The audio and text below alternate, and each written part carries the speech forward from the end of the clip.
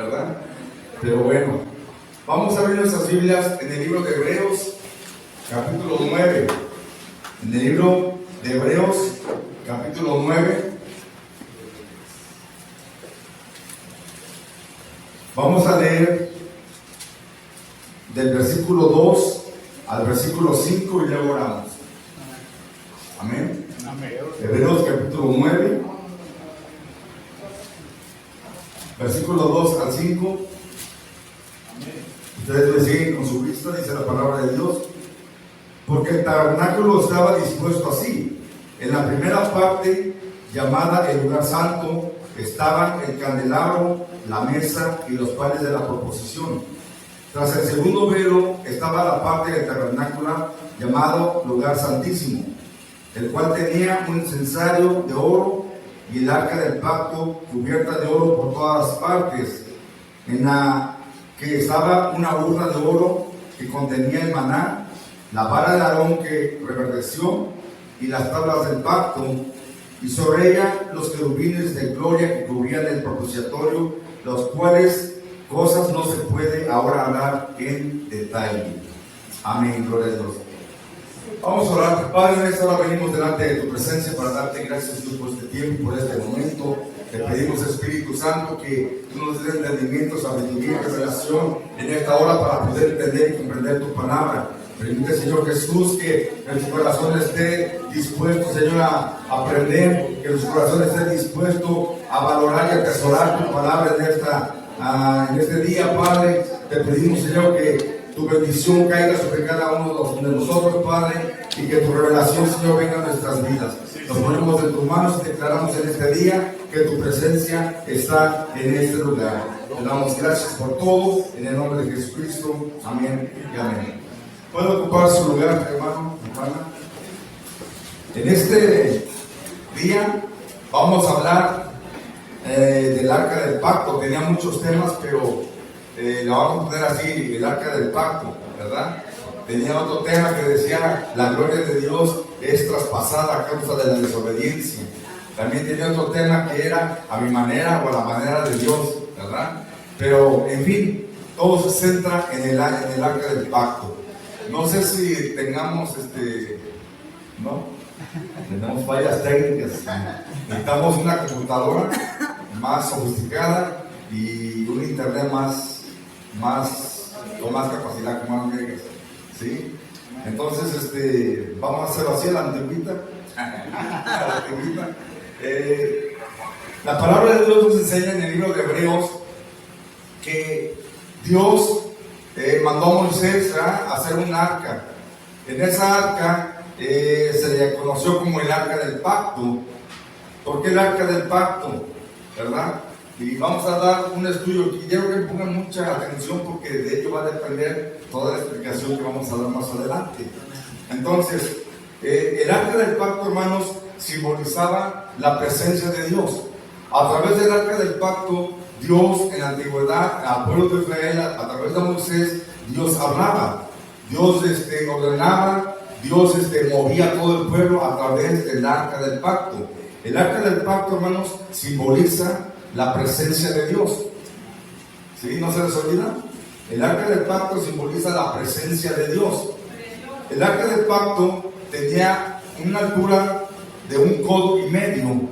Ellos, los judíos, medían esta parte, se le llamaba codo. ¿Sí? Esta parte se le llamaba codo. Aproximadamente, bueno, depende del brazo, ¿verdad? Pero eran unos 52 centímetros. Entonces, el arca del pacto, hablando de 1,5 codos, estábamos hablando más o menos aproximadamente de 78 centímetros de altura, 78 centímetros de ancho y 1,29 metros de largo.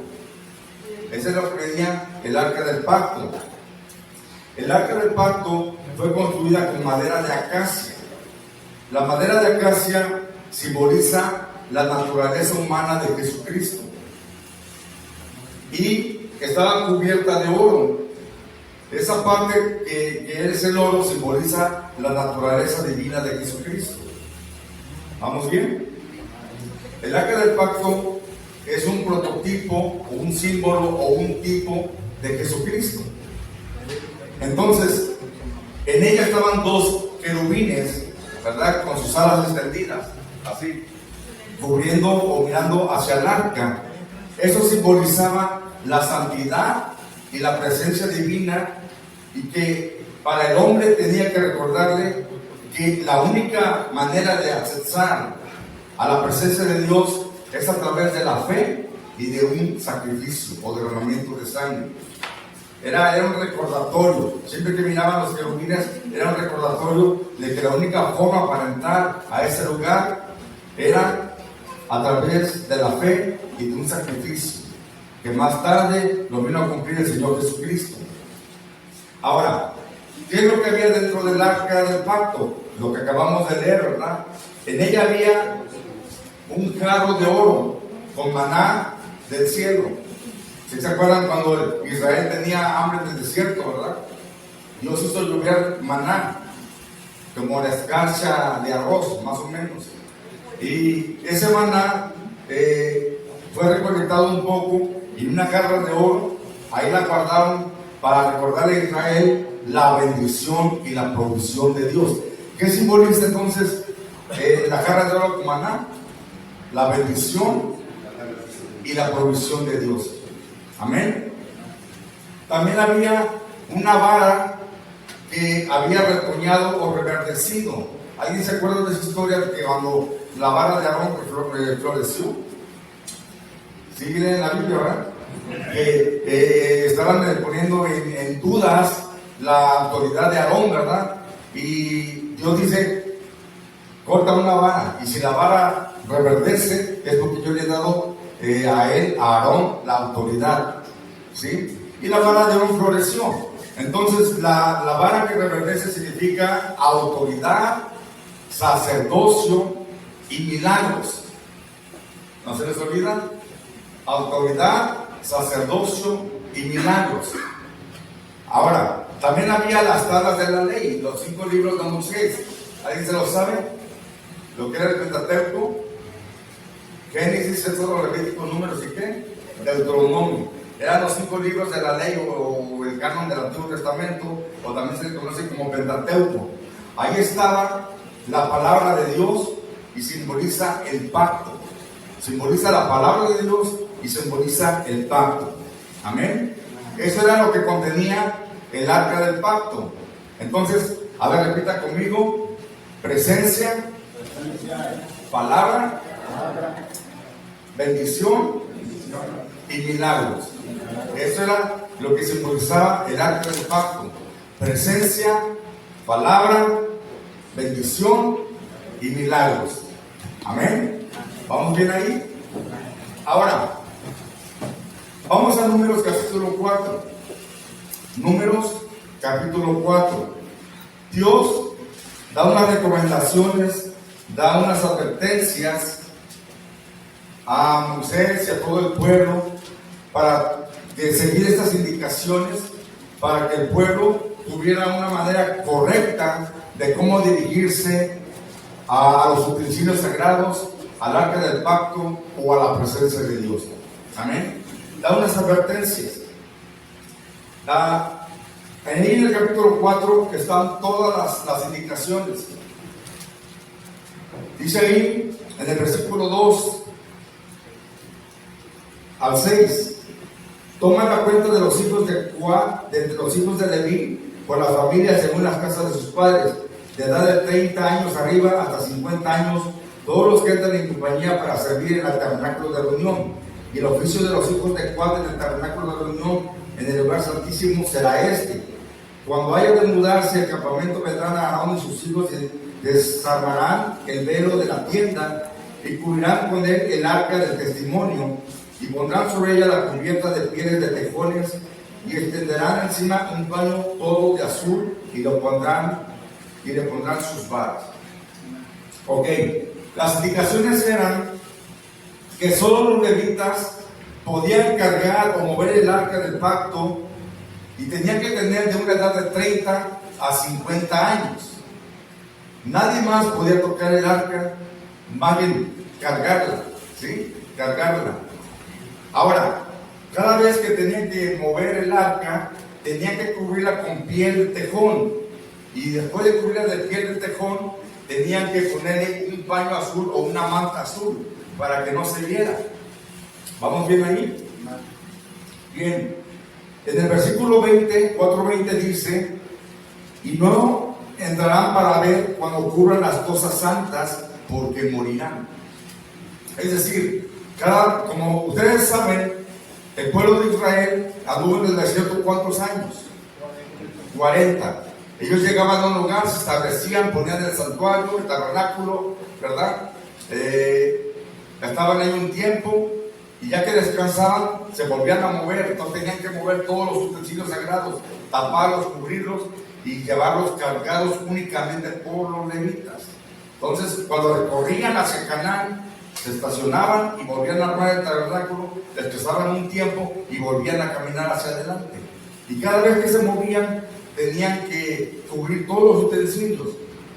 Pero aquí hay una advertencia: todos los levitas no tenían que mirar las cosas santas. Únicamente el que le estaba permitido hacer esto era a Aarón y a Moisés. Nada más ellos. Nada más, nadie más podía tocar las cosas santas más que ellos. ¿Sí? Entonces, sigue diciendo aquí la palabra de Dios que si tocaban el arca del pacto, entonces tenían que morir. Amén. Estaba prohibido tocarla. Tenía que ser cargada en los hombros. Ahora, en el versículo 17, 4:17 dice: habló también Jehová a Moisés y a Aarón diciendo: no haréis que perezca el nativo de las familias de Coat de entre los levitas. Coat era un hijo de Leví, ¿verdad? Pero se multiplicó y era mucha descendencia. Para que cuando se acerquen al lugar santísimo, vivan y no mueran. Haréis esto con ellos. Aarón y sus hijos vendrán y los pondrán a cada uno en su juicio y en su cargo. Es decir, Aarón y Moisés tenían la responsabilidad de enseñarle a los levitas, a todos los hijos de Coat, cómo tratar las cosas santas, cómo conducirse en el santuario, cómo conducirse con el arca del pacto. Amén. Si lo hacían de una manera que Dios no decía o no aprobaba, eran castigados tremendamente. Amén. Bien, ahora, ellos estuvieron ahí en el desierto 40 años. Llegaron a un desierto llamado Silo. Después de que conquistaron a Canaán por Josué, ellos llegaron al desierto de Silo y entraron ahí, y ahí establecieron el santuario, y ahí también estuvo el arca del pacto. Ahora, la conquista de Canaán fue aproximadamente en el año 1446 al año 1399 antes de Cristo. Recuerden que antes de Cristo se contaba AC, después de Cristo es DC. Entonces, aproximadamente ellos llegaron ahí del año 1446 al año 1399 antes de Cristo, y el arca de Dios permaneció en Silo aproximadamente de 305 a 369 años hasta que fue capturada por los filisteos. Bien, de ahí quiero que pasemos rápidamente a 1 de Samuel capítulo 2. 1 de Samuel capítulo 2. Les estoy diciendo todo esto para que nos sea más fácil entender la palabra de Dios a lo que yo quiero explicar en este día. Apenas es la introducción, ¿verdad? 1 de Samuel capítulo 2. No creo que me dé tiempo predicar toda la palabra de Dios, así que la voy a dividir en dos partes, ¿sí? Si quieres saber la segunda parte, no se me olvide venir el próximo viernes, que por ahí me toque, ¿verdad? Va a ser la continuación, ¿verdad? El próximo viernes va a ser la continuación de este tema. Bien, entonces, 1 de Samuel capítulo 2. 1 de Samuel capítulo 2, vamos a hablar de los hijos de Elí. Yo creo que esa historia ya se la saben también. Amén. Que los hijos de Elí eran hombres que impíos. ¿Y qué más? No tenían conocimiento de quién, de Dios, de Jehová, ¿verdad? Eran hombres impíos. Entonces, cuando el arca del pacto llegó a Silo, la casa de Elí eran en aquellos tiempos, eran los que administraban o los que hacían los sacrificios, eran los que estaban a cargo de las cosas religiosas en el santuario. Entonces, todo el tiempo de los jueces, Samuel fue el último juez, estuvo el arca del pacto ahí en paz, ¿sí? ¿Alguien sabe lo que significa la palabra Silo? El pacífico o aquel a quien le pertenece. Ese tiempo estuvo en paz el arca del pacto, ¿verdad? Pero en aquellos tiempos se levantó un sacerdocio impío, pecador, injusto, avaro, ¿verdad? Unos ministros corruptos se levantaron. Y ahí fue donde el asunto ya no fue bien, ya no caminó bien. Entonces, la Biblia dice que en aquel tiempo los hijos de Elí ministraban dentro también del santuario, ¿verdad? Y uno de sus hijos se llamaba Ofni, que significa peleador. El otro hijo de Elí significa Fines, que significa boca de bronce o negro. Amén. Entonces, dice la palabra de Dios en 1 Samuel capítulo 2, en el versículo 12 en adelante vamos a leer. Los hijos de Elí eran hombres impíos y no tenían conocimiento de Jehová.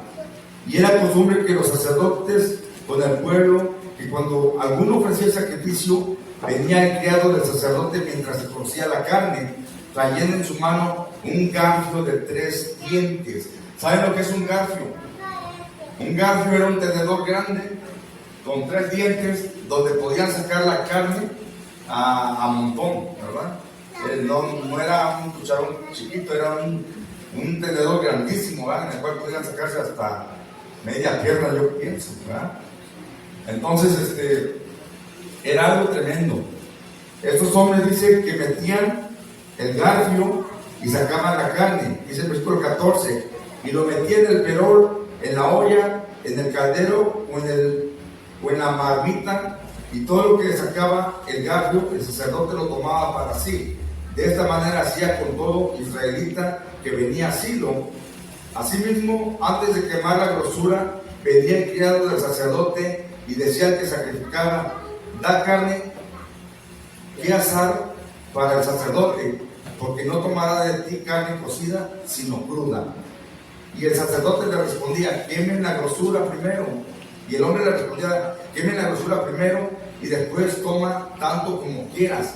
Él respondía: no, sino dámela ahora mismo, de otra manera yo la tomaré por la fuerza. Era pues muy grande delante de Jehová el pecado de los jóvenes, porque los hombres menospreciaban las ofrendas de Jehová. Miren, aquí hay algo bien tremendo, hermanos. Aquí hay algo bien tremendo. Para hacer un sacrificio, lo primero que tenían que hacer primero era quitarle todas las entrañas al animal, y esas entrañas las podían quemar, ¿verdad? Tenían que ser quemadas. Al ser quemadas, subía un olor grato delante de la presencia de Dios. ¿Qué significa la grosura? La grosura significa los deseos carnales. Era la porción reservada para Dios, ya que al quemarla subía como un olor grato delante de Dios, símbolo de la rendición total, de entrega, de adoración. Las consecuencias de no quemarla era exclusión del pueblo o pérdida de comunión con Dios y falta de respeto. Entonces, estos hombres decían, en otras palabras, no nos interesa lo que piense Dios, no nos interesa lo que dice Dios. Yo quiero la carne y no me interesa rendirme a Él. Era lo que estaban diciendo los sacerdotes. Entonces, era una falta de respeto. La gente, el pueblo se enojaba, ¿verdad? Porque eran hombres ávaros, eran hombres que no respetaban a Dios. Entonces, ellos iban para ser ministrados. La gente del pueblo iba para ser ministrada para tener comunión con Dios, pero sin embargo los ministros eran hombres corruptos, eran hombres impíos y sobre todo dice, no tenían conocimiento de Jehová. Entonces, era una falta de respeto. Ellos hacían lo que querían, servían a Dios a su manera, llevaban su propio evangelio a su manera. ¿Y qué significa esto? En lo espiritual muchas veces nosotros nos encontramos en la misma situación. Muchas veces se nos dice cómo debemos actuar con la palabra de Dios, cómo debemos aplicarla, cómo debemos obedecerla, cómo debemos comportarnos como cristianos. Pero ¿saben qué nos cuesta? Rendir nuestros deseos, rendir nuestro yo a la presencia de Dios. No queremos someternos, no queremos rendirnos cuando sabemos que estamos haciendo cosas malas y que Dios dice, dame tus deseos carnales, dame tus debilidades, dame tus pecados. Yo quiero que tú te entregues totalmente. Y cuando no lo hacemos, hermano, estamos actuando igual que estos personajes. Estamos llevando un evangelio a nuestra manera. Que el lunes hay oración.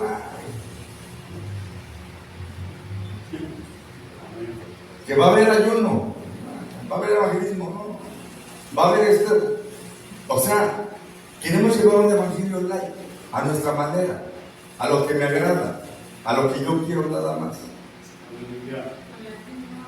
Y cuando se nos pide, cuando se nos exige, ahí como que ya no nos gustó. Y estos hombres actuaban igual. Ellos nomás querían la carne, ellos nomás querían la bendición, ellos nomás querían la provisión, ellos nomás querían el milagro, ¿verdad? De supervivir, ¿verdad? Y bien. Pero no querían obedecer la palabra de Dios. No querían rendirse a Dios. ¿Me va entendiendo? Entonces, Dios se molestó. Mientras estas cosas pasaban, Dios estaba levantando a otro hombre lleno de la presencia de Dios, que sí amaba a Dios, que sí respetaba a Dios, que sí valoraba a Dios, que sí obedecía a Dios. Ahí sabe su nombre, Samuel, ¿verdad? Entonces él dormía, dice, donde estaba el arca del pacto. Él estaba en la presencia de Dios. Y desde muy temprana edad, él empezó a discernir la voz de Dios y empezó a obedecerla. De tal manera que la Biblia dice que todo el pueblo sabía que Samuel era un verdadero profeta y que era un hombre de Dios, al cual Dios hablaba a través de Samuel. Pero ya no querían reconocer a los hijos de Elí, porque Elí les había permitido toda clase de males. Esa responsabilidad del sacerdote de enseñarle a sus hijos a obedecer a Dios y a respetar la presencia de Dios, se le olvidó de Elí. Ya no le enseñaba a sus hijos el tener respeto a Dios, el respetar a Dios, el obedecer a Dios, sino que dejaba lo que ellos hicieran, lo que querían. Entonces, estos hombres estaban mal, se portaban mal, y Dios no pasó por alto esto. Amén. Dice la Biblia que en aquel tiempo, seguimos ahí en el capítulo 4, 1 Samuel capítulo 4, que en aquel tiempo se levantaron los enemigos de Israel, llamados los filisteos. Estos filisteos, hermanos, querían la tierra o recuperar la tierra de Canaán. Sin embargo, dice que en aquel tiempo también se levantaron los israelitas, y los israelitas, hermanos, salieron al desierto de Ebenezer para pelear contra los filisteos. Quiero que me acompañen en 1 Samuel capítulo 4, versículo 1. ¿Estamos ahí? Dice la Biblia: y Samuel habló a todo Israel, porque aquel tiempo salió Israel a encontrar en batalla a los filisteos, y acampó junto a Ebenezer, y los filisteos acamparon en Afec. afecto. Fíjese bien, ¿ahí sabe lo que significa benecer? Originalmente, ¿qué significa benecer? A ver, quiero oírlos. Hasta aquí nos ayudó Jehová. Bien, bíblicamente y llevando las raíces del hebreo, la palabra benecer significa piedra de auxilio, roca de ayuda. Es lo que significa el nombre de benecer. Y en 1 Samuel 7:12, irónicamente Samuel llama a benecer así. 1 Samuel 7:12, y tomó luego Samuel una piedra y la puso entre Mizpa y Sen, y le puso por nombre Ebenezer, diciendo: hasta aquí nos ayudó Jehová. O sea que irónicamente, en el original, Ebenezer significa roca de auxilio, piedra de ayuda. Pero irónicamente, Samuel le pone Ebenezer. Hasta aquí nos ayudó Jehová. ¿Por qué le pone ahí Ebenezer? O hasta aquí nos ayudó Jehová. Porque ahí perdieron el arca. Entonces, cuando dice el término hasta aquí nos ayudó Jehová, irónicamente Samuel están diciendo, declarando: hasta aquí nos acompañó Dios, y de aquí para adelante estamos solos. Entonces, hay muchos cristianos que dicen bien victoriosos, ¿no? Benecer, hasta aquí nos ayudó Jehová. Pero, ¿cómo? ¿Y mañana? ¿Y pasado mañana? ¿Verdad? Entonces, es como decirle: usted va a acompañar a una persona, ¿verdad? Y usted dice: hasta aquí te acompaño, de aquí para allá ya tú sigues solo o solo, ¿verdad? O hasta aquí nomás te puedo ayudar, y de aquí para allá ya tú te las arreglas. Entonces es lo que Samuel estaba diciendo. Irónicamente estaba diciendo que la roca de ayuda, la roca de auxilio, hasta ahí estaba dando la ayuda al pueblo de Israel. De ahí para adelante la tenían que arreglar solos. ¿Va entendiendo? Entonces, en aquel día cuando salieron a pelear Israel contra los filisteos, ese día murieron aproximadamente 4,000 hombres. Regresaron todos tristes, derrotados, y dijeron: ¿cómo es posible que Israel haya perdido? ¿Cómo es posible que Dios no nos haya ayudado? Es que no se puede recibir ayuda de Dios cuando andamos en pecado. No se puede recibir bendición de Dios, provisión de Dios, milagros de Dios cuando andamos en rebeldía y desobediencia. Es que Dios no puede obrar cuando hay maldad en nuestra vida, cuando no nos hemos rendido completamente, cuando no hemos entregado nuestra totalidad de nuestro ser a Dios. ¿Y qué creen que fue la idea de los israelitas? Vayamos a traer el arca del pacto. Con el arca del pacto, entonces, sí, vamos a ganar la guerra. Y a veces hay personas, hermanos, que usan el nombre de Jesús a la ligera, o el nombre de Dios a la ligera, ¿verdad? En el nombre de Dios va a hacer esto, en el nombre de Jesús, ¿verdad? A veces hay gente que está como los hombres que fueron zarandeados por los demonios, ¿verdad? Cuando empezaron a exorcizar a una persona y dijeron: en el nombre del que predica Pablo, te expulsamos, ¿verdad? O te echamos fuera. Y el demonio les contesta: sé quién es Pablo, sé quién es Jesús, pero ustedes quiénes son. ¿Dónde estaba la autoridad? ¿Dónde estaba el respaldo de Dios? ¿Dónde estaba la roca de ayuda, la roca de auxilio? Entonces, cuando no nos sometemos a Dios, cuando no nos entregamos completamente a Dios, no esperemos que Dios nos bendiga. No esperemos que Dios haga un milagro en nuestras vidas. No esperemos que Dios provea lo que necesitamos en nuestra vida. No esperemos que la presencia de Dios nos respalde. Amén. Se acabamos. Amén. Bien, Entonces, esto le pasó a Israel. Vayamos a traer el arca del pacto. Y fueron y trajeron el arca del pacto. Los filisteos, como vieron el arca del pacto, sintieron miedo, sintieron temor, sintieron terror. A veces los enemigos conocen más la presencia de Dios que nosotros. A veces los enemigos, hermanos, saben más de la presencia de Dios.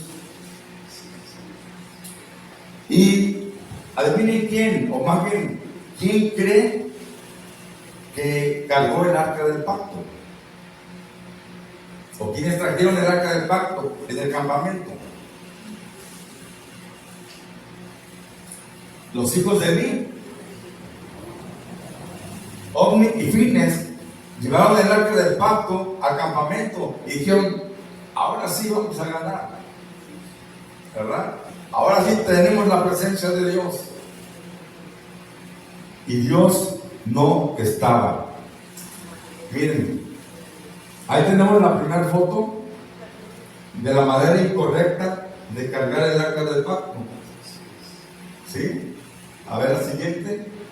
Ahí, esa es la manera correcta de cargar el arca del pacto. Cargada y cubierta con el manto azul. La siguiente foto.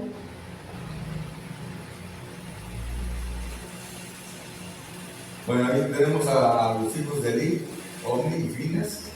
Ya vimos lo que significa. Y ya vemos ese trinche, cómo cargaba o sacaba la carne, ¿verdad? A ver, la siguiente. Ebenezer, que significa piedra de ayuda, originalmente, hasta que Samuel le puso, hasta aquí nos ayudó Jehová. Bueno, ahí vamos hasta ahí les paramos. Entonces, ese día que fueron a pelear, hermanos, ese día murieron, dice la Biblia que murieron 30,000 hombres. 1 Samuel 4:10. Pelearon pues los filisteos, Israel fue vencido, y huyeron cada cual a sus tiendas, y fue hecho una gran mortandad, pues cayeron de Israel 30,000 hombres de a pie. 30,000 hombres de a pie. Amén. Y luego dice la Biblia en el versículo 11: y el arca de Dios fue tomada y muertos los dos hijos de Elí, Ofni y Fines. Ahí es donde aparece la siguiente imagen. Cayeron muertos también ellos. Ya se la debían a Dios. Amén. Dios no se queda sin dar retribución. Dice la Biblia que un siervo del ejército salió huyendo, ¿verdad? Salió huyendo y regresó al campamento de Israel hasta donde estaba Elí. Elí, dice la Biblia, que aproximadamente él tenía 98 años ya de edad. Tenía 98 años de edad. Y él estaba sentado, cansado, viejo y gordo. Santo Dios. A veces así nos pasa, hermanos. Gordos del evangelio, gordos de la palabra de Dios, pero viejos, cansados y sin hacer nada. Santo Dios. Cuando oyó esto, dice la Biblia que él preguntó: ¿todo está bien? Dice: cuando oyó que sus hijos habían muerto y que el arca del pacto había sido tomada por los filisteos, dice que se impresionó tanto que se fue para atrás con todo en silla, cayó, se desnucó y murió. Amén. Entonces, ese día, hermanos, fue una gran mortandad. Mueren los hijos de Elí, el arca del pacto es tomada y el sacerdote Elí también muere. Y es un caos. Resulta que la nuera de Elí, al oír también la noticia, la nuera de Elí, esposa de Fines, estaba embarazada, y al oír la noticia se le apresuraron los dolores de parto. Inmediatamente dio a luz un hijo y le llamó por nombre Icabod. ¿Ahí sabe lo que significa Icabod? Icabod significa traspasada es la gloria de Israel. Traspasada es la gloria de Israel. Y la palabra traspasar significa dejar de poseer algo que legalmente era tuyo, ceder los derechos o perder todo derecho. Y muchas veces, hermanos, la gloria de Dios, la presencia de Dios, a veces ya no la aportamos. Cuando una persona es rebelde, desobediente, cuando una persona no quiere obedecer el Evangelio, no quiere obedecer la palabra de Dios, no quiere vivir su vida light, su vida, su Evangelio a su manera, hermanos, no puede retener la gloria de Dios, no puede tener la presencia de Dios. Entonces, ¿qué es lo que pasa? Se va la presencia de Dios. El Espíritu Santo se constriñe, el Espíritu Santo se pone triste, porque no puede habitar en una persona donde se apapacha el pecado y se desobedece a Dios. Entonces, la gloria de Dios se va. Entonces, no se puede llevar la presencia de Dios o la gloria de Dios estando en pecado y en rebeldía. No se puede tener la bendición de Dios si no amamos y respetamos a Dios. No podemos tener milagros si no le creemos a la palabra de Dios. Y no puede ser efectiva la palabra de Dios en nuestra vida si no la obedecemos y no nos sujetamos a ella. No pretendamos tener la gloria de Dios cuando llevamos un evangelio a nuestra manera. Únicamente voy a obedecer cuando me conviene. Cuando no me conviene, que la apliquen los demás. Amén. Necesitamos entregarnos completamente a Dios, sujetarnos a Dios. El arca del pacto, hermanos, es un simbolismo de Jesucristo. La gloria de Dios, la gloria de Jesucristo no puede estar en nuestras vidas si no nos arrepentimos de verdad de nuestros errores, de nuestras maldades, de nuestros pecados. Amén. Amén. ¿Alguna pregunta, alguna que tengan aquí? Casi fue una enseñanza, ¿verdad? Más que predicación. Pero necesitamos cuidar la gloria de Dios en nuestras vidas. Si ya hemos recibido al Señor Jesucristo como Señor y Salvador, necesitamos cuidar su presencia. La Biblia dice que ahora nosotros somos templo del Espíritu Santo. La Biblia dice que ahora el Espíritu Santo habita dentro de nosotros. El altar de Dios está aquí en nuestro corazón. La presencia de Dios mora en nuestro corazón. Pero es nuestra responsabilidad cuidar la presencia de Dios, respetar al Espíritu Santo, respetar a Dios en nuestras vidas, atesorarlo, valorarlo. Y cuando nuestra vida se desvía en un pecado, en un error o en algo que no queremos rendir, es ahí cuando estamos faltándole el respeto a Dios. Amén. Entonces, repita conmigo: presencia, palabra, milagros y bendición. Amén. Si amamos la presencia de Dios, tenemos que amar la palabra. Si amamos la palabra, va a haber milagros en nuestra vida. Y si hay milagros, entonces va a haber bendición. ¿Sí? Amén. Quiero ir a la segunda parte, próximo viernes a las 7. Amén. Póngase de pie. Vamos a darle gracias a Dios. Dale de fuerte, pues, hermano. Se lo van a dar Dios, apártate de fuerte. Bien. Vamos a hacer un llamado. Yo no sé cómo está tu vida espiritualmente. Solamente usted y yo nos conocemos delante de Dios. Pero yo quisiera que, si en esta tarde usted quiere reconciliarse con Dios, déjenme orar por usted, permítanos orar por ustedes. Te voy a pedir que pase al frente.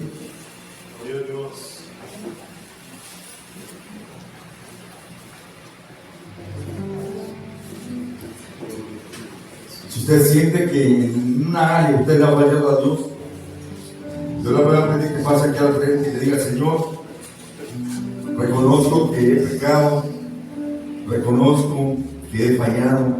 Sí, Señor. Venga aquí al frente, que no le dé pena, que no le dé vergüenza.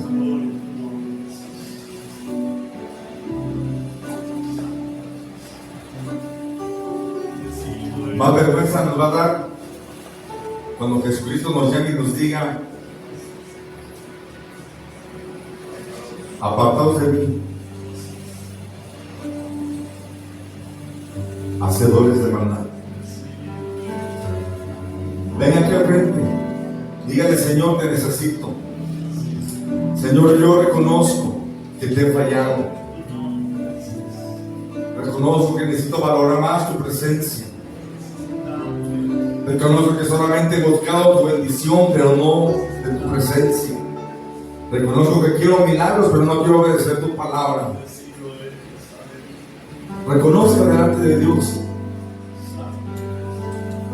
Dígale: Señor, aquí está mi vida. Quizás usted puede pensar: solo Dios lo sabe. Pero también la Biblia dice que si confesares públicamente delante de Dios, entonces también te confesará públicamente delante de los hombres. Dígale: Señor, perdóname. Perdóname, Jesús, porque te he fallado.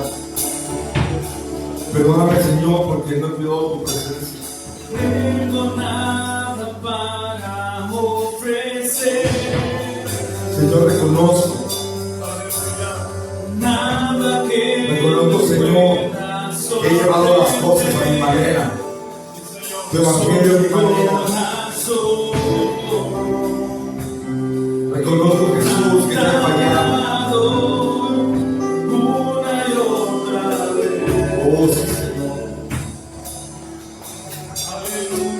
Perdona cada falta, cada error. Y no hay nada que me enamore más. Señor, te necesito. Nada que Espíritu Santo, te me necesito. apasione más. Espíritu de Dios, llena mi vida. Presencia. Perdóname, Señor, cada falta, cada error que cometo delante de tu presencia. Reconocemos, Señor, que no somos perfectos.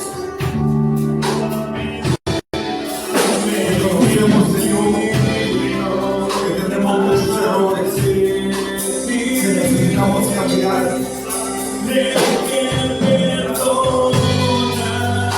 Necesito más de ti, Señor. Necesito más de ti, Jesús. Menos de mí, más de ti.